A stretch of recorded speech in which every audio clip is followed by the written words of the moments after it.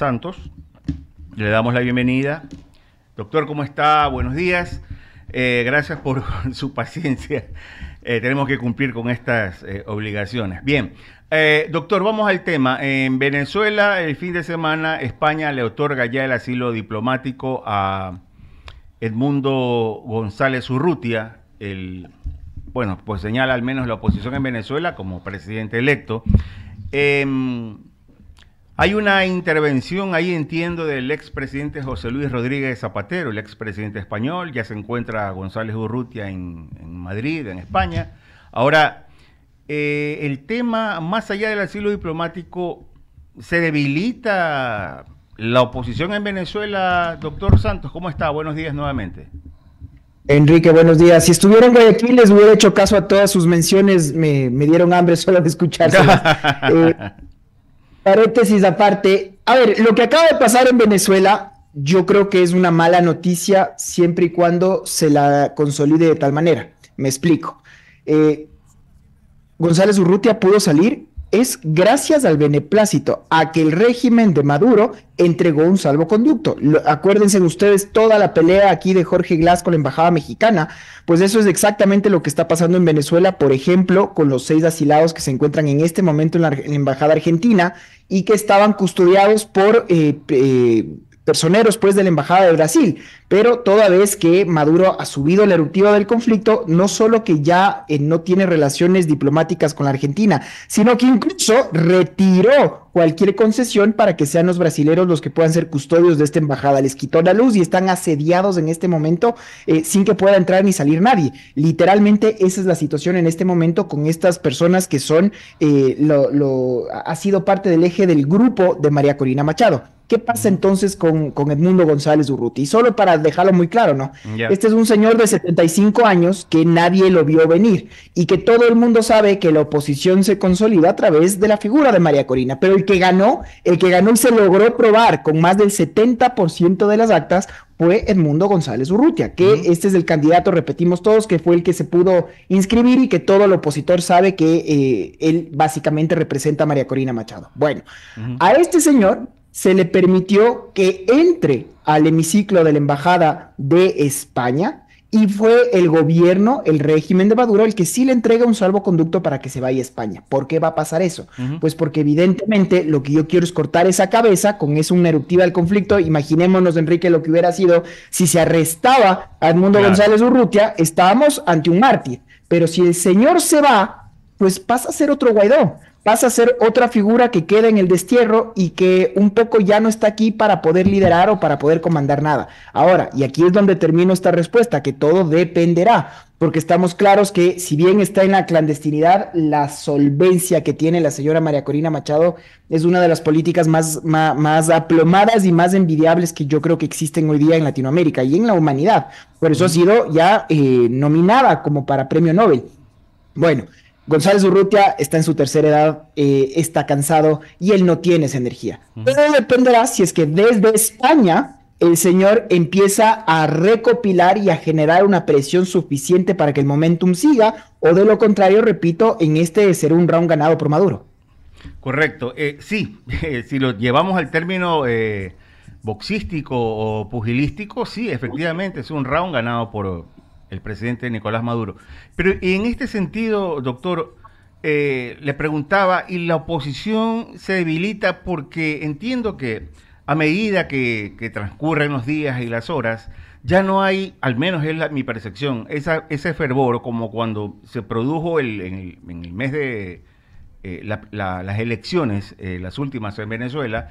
De ahí en adelante, pues vinieron manifestaciones, reclamos, qué sé yo, pero a medida que ha ido transcurriendo el tiempo, ha ido bajando el tono, si se quiere, del reclamo. Ahora, hay un momento en que podría enfriarse el mismo, o, como usted señaló hace un momento, será el señor González Urrutia quien desde España comienza nuevamente a tocar puertas de otros países para presionar de alguna manera.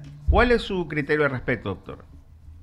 A ver, siempre otra vez con el prisma, Enrique, que ¿Qué pasa con el tiempo?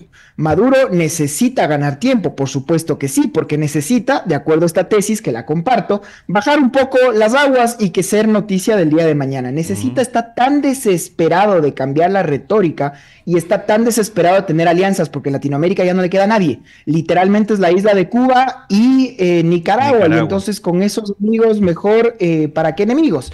Pero todavía tiene un respaldo de dos potencias, que son China y Rusia, que si bien Rusia está en otro momento, Rusia no le puede ayudar, oiga, la China sí prefiere que esté en su esfera de poder, de influencia, que de las norteamericanas. Entonces, claro, la cúpula puede quedarse ahí, pero está urgido Maduro de una nueva retórica, de cambiar el tema. Y entonces, ¿qué hace? Estupideces, que de estupidez es poco, pero estupidez al fin, decir, ¿saben qué? Navidad, ahora ya es Navidad, increíble. Y quiere que todo el mundo nos pongamos a hablar de eso, para ya no hablar de las ejecuciones extrajudiciales, de todos estos arrestos de niños y de más de 2,000 opositores que se encuentran hoy día arrestados y privados de su libertad en Venezuela. Entonces, claro, uno diría, oiga, ¿qué pasa con la gente que no termina de salir a las calles? Primero sí lo están haciendo, pero reconozcamos que no es fácil decirlo a través de una pantalla, y otra cuando uno sabe que está ante una dictadura que van a hacer lo que sea para permanecer en el poder. Y entonces ahí es la parte final, el lograr tener algún tipo de desquebrajamiento de las fuerzas policiales o militares. De lo contrario, seguimos, y este libreto ya lo hemos visto, y sobre todo creo que Cuba, que es quien comanda finalmente esa estrategia, ha logrado permanecer así por más de medio siglo. Finalmente, doctor, de mi parte, para luego intervenga el abogado Ramiro Cepeda. María Corina Machado, veo que, claro, continúa en la lucha, pero en algún momento en Venezuela, quienes están con ella y otro grupo de venezolanos tal vez, están pensando que Estados Unidos intervenga, pero yo no creo que en estos momentos y a puertas de unas elecciones presidenciales vaya a existir alguna injerencia, no solo de Estados Unidos, sino de algún país. ¿Cuál es su criterio al respecto, doctor? Es una muy buena pregunta, y es una muy buena pregunta en la medida en la que estoy de acuerdo en que ningún ejército formal de ningún país va a realizar una intervención militar directa. En la región ya no lo permitiría, y el tiempo histórico desde la invasión última que fue a Panamá en el 89 con Noriega, esto ya no pasaría. Ahora bien, hay grupos paramilitares o grupos de contratistas que los llaman, por ejemplo, los Estados Unidos, que operan alrededor del mundo, así como Wagner tiene ya una presencia en Venezuela. Se habla de alrededor de unos 400 efectivos que están ahí para resguardar a Maduro. La contraparte de Wagner en los Estados Unidos es esta mega industria que es de las armas, pues, pero sobre todo que tiene a su principal contratista con el Estado, a esta empresa que se llama Blackwater. Y entonces se ha dado una noticia crímenes, si uno quiere, porque el líder de Blackwater ha dicho lo único que tienen que hacer es subir el precio del rescate, pues, para liberar a Venezuela y agarrar a Maduro, y nosotros un poco que estaríamos prestos para esto. Y claro, nadie dice, oiga, ¿cómo usted publicita que quiere hacer semejante intervención? No debería ser esto confidencial, no debería ser esto perfil bajo. Y claro, lo que está buscando es justamente, Enrique, lo que usted bien está preguntando: mover un poco las aguas al interior de los Estados Unidos, porque una cosa será con un Trump y otra cosa con una Kamala, claro. Y esto pasa ahora en noviembre, y entonces para que se entienda y se vea que las armas y las aires sí pueden ir por ese lado, porque si bien se entiende que los ejércitos formales no podrían por un tema de compromisos internacionales, eso no quiere decir, como pasa en muchos lugares del África, o sea, no lo descartara sin más que pueda darse algún tipo de operación de este sentido. Correcto, doctor. Continúa el abogado Ramiro Cepeda. Esteban, ¿cómo te va? Ramiro Cepeda te saluda. Me gustó. Esteban, ¿no te parece que ya el mundo ha caído tan bajo que para solucionar un problema de democracia tengamos que contratar mercenarios? Esta es una pregunta, creo yo, desde los romanos. Mentira, desde los egipcios, desde los griegos, y es una pregunta muy válida, porque yo soy de los que creen que los problemas de democracia se resuelven con más democracia. Ahora hay que reconocer que en Venezuela no hay democracia. Yo soy de los que pensé o creí o me quise convencer de que se podía retornar a la democracia a través de vías democráticas. Pero claro, esto solo funciona cuando hay un legítimo contradictor, cuando hay alguien que esté dispuesto a reconocer y no quedarse en la pantomima que fueron las elecciones o el juez o quien contó los votos, como decía un poco la célebre frase, que no importa quién vota, sino quién los cuenta. Y entonces, claro, ¿qué es lo que termina pasando? Porque la pregunta es muy válida. Oiga, a 2024 hemos caído tan bajo que lo que necesitamos otra vez resolverlo a través de medios bélicos. Pues una radiografía muy rápida de lo que está pasando en la humanidad. ¿Cómo está solucionándose hoy por hoy la crisis israelo-palestina? Se están matando hoy por hoy. ¿Qué está pasando en Ucrania? ¿Qué está pasando todavía en Siria, en Libia? Muchos países centroafricanos que acaban de expulsar a 2024 a su influencia colonial, y entonces lo que han cambiado es una suerte de patrono, dicen para muchos, y por eso hablábamos hace un momento con Enrique de los Wagner y su presencia en muchos países africanos que han regresado a sendas dictatoriales, pero que hacen lo que sea con tal de quedarse. Entonces en Latinoamérica está claro en mi criterio que la resolución debería venir por parte del derecho internacional, por parte de los organismos internacionales y por parte de una presión diplomática. Ahora, creo que es interesante la pregunta y la dádiva, porque si todo esto fracasa, entonces, ¿qué nos queda? Un pueblo que está envalentonado, que quiere regresar a la democracia, pero si es que no tiene a sus fuerzas armadas del lado del pueblo, pues creo que todos estos cuestionamientos terminan siendo válidos. Termina siendo válido que tú que eres abogado, yo que soy abogado y quienes estudian Derecho Internacional no sirve para nada. No, yo no creo eso. Yo creo justamente que es la excepción y no la regla. Yo creo que los organismos internacionales están ahí precisamente para no volver al hecatombe de una tercera guerra mundial. Entonces, claro, nos enfocamos en los casos que no funcionan, pero no quiere decir que existen muchos casos exitosos. Por supuesto que hay mucho por mejorar, por supuesto que hay mucha desazón, porque la persona de calle dice, oiga, tanto dinero, tantos foros internacionales, tantas conferencias de paz, y a la larga, ¿qué termina pasando? Yo me acuerdo, y me acabas de hacer, pues, remembranza de esto, Ramiro, cuando yo estaba estudiando, tuve la oportunidad de estudiar en Suiza. Y en su momento hablé con el embajador ecuatoriano que estaba en Ginebra y estábamos en el Palacio de las Naciones. Y yo un poco le decía a la luz de todas las guerras y todos los conflictos que se estaban dando, oiga, pero esto no termina de funcionar, la Liga de las Naciones no funcionaron. Y un poco la misma pregunta que Ramiro me estaba haciendo. Me acuerdo la respuesta del diplomático, que en su momento no la acepté, pero con el pasar de los años la he ido decantando mejor. Y él me decía, pero es que por lo menos hay ese lugar donde poderse sentar y conversar. Entonces me pareció, repito, completamente insuficiente. Ahora uno ve la historia, qué pasaba cuando habían los poderes coloniales. Llegaba pues los ingleses a decirles a la India, tenemos un problema sobre el té, o arreglamos por las buenas o afuera están mis barcos. Entonces los organismos internacionales no están ahí para proteger al hegemón, al fuerte, que él igual puede entrar y golpear. Está justamente para quienes necesitamos crear estas instituciones y tratar de convivir en paz. La armonía del mundo es muy difícil. Convivir con gente que piensa diferente es muy difícil, y por eso es el reto de ver cómo mejorar al sistema en lugar de solo tratar de bajar la lámpara y decir, bueno, pues otra vez que vuelva a la selva y sálvese quien pueda. Me suena tanto romanticismo que a mí me pongo un bolero para esta entrevista. Mira, la practicidad termina siendo ajena a la diplomacia. Mira lo que pasa en Rusia con Ucrania, mira lo que está pasando en Israel. Cuando ya los temas tienen otras dimensiones, el derecho internacional termina resolviéndose por el imperio de quién va ganando la contienda. Y hasta que no se defina eso, las cosas van a seguir igual. Y en Venezuela pasa lo mismo, porque todo lo que vamos viendo en el tiempo jugado del partido de Maduro, Maduro es el que va ganando.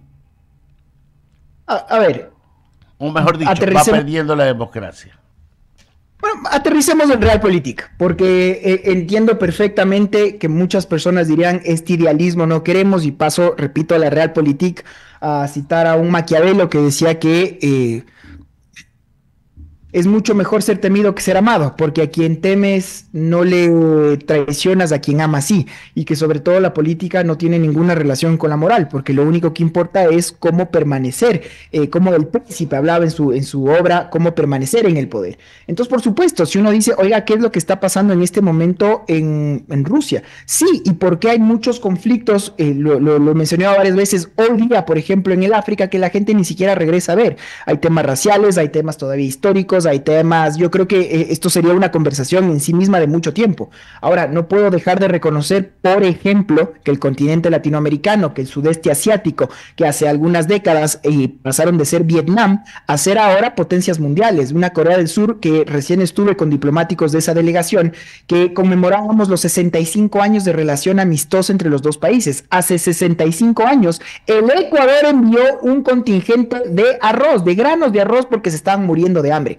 Hoy día Corea del Sur nos lleva años luz. ¿Qué es lo que terminó pasando? Cómo la política y la corrupción pudo más que guerras. Entonces, ¿a dónde quiero terminar de aterrizar con esto, Ramiro? Que si bien existen países que parecerían que estamos un poco caminando en línea recta o hacia atrás, no deja de ser menos importante el reconocer los avances que ha tenido la humanidad, y eso ha sido gracias y solamente gracias a que existe un sistema internacional, el comercio internacional, los acuerdos internacionales, solo que hay países que están muy bien subidos a la camioneta y otros que no. Entonces, ¿cómo hacemos entonces para que sean el orden el que gane y que no prevalezca justamente todos los problemas que estamos viviendo y son propios de esta región? Yo no sé esta serie Netflix de Venezuela en qué va a terminar.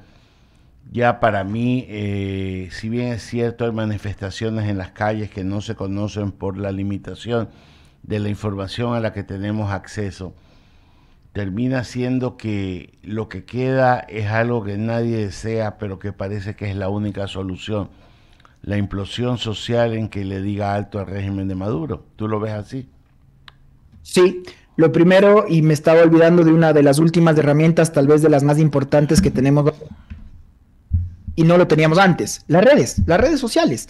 ¿Por qué se están dando estas manifestaciones multitudinarias hoy día en el Brasil? Pero me ha llamado la atención como muchos medios tradicionales, comillas, no han reportado bien esta historia de cómo se intentó bloquear X y cómo las personas han salido a las calles a defenderse, cómo se dio este inicio de la primavera árabe en muchos países del norte de África, y cómo en Venezuela gran parte de la oposición se configura a través de esta presión que se puede dar y que antes no existía. Entonces, yo sí soy un convencido que no hay mal que dure 100 años, ni cuerpo que lo aguante, dice el refrán, y sobre todo, sí, esta es la parte delicada, seria, sensible. Estoy de acuerdo que esto se va a acabar con una implosión social, una implosión en donde la comunidad internacional hoy más que nunca está unida en reconocer que hay un tirano, que hay una persona que tiene a su país absolutamente enquistado por sus propios egos, sesgos y régimen corrupto. Pero esto está empezando a cambiar al tener un propio Lula da Silva, que eran de sus mejores amigos, pues, del socialismo del siglo XXI,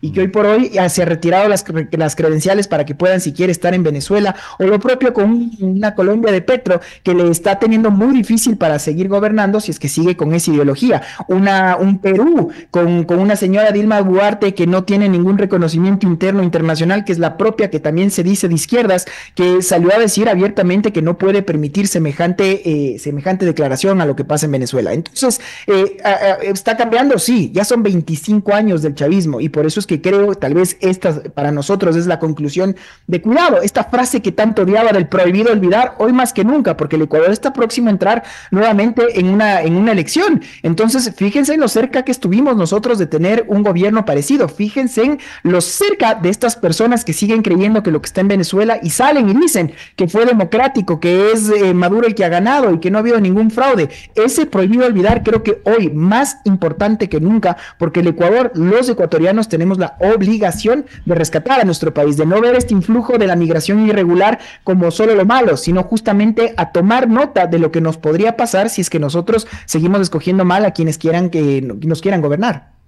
Esteban, agradecerte por tan claras declaraciones y seguir conversando para ver cómo llegamos a un final de esta serie que significa Maduro y su tortura allá en Venezuela, país querido. Que tengas un buen día. Seguiremos haciendo lo propio, seguir conversando y seguir haciendo que no sea esto una historia pasada. A ustedes, Ramiro, he estado honrado de estar con ustedes. El gusto es nuestro. Igualmente, doctor. Abrimos el espacio de las menciones publicitarias, decimos...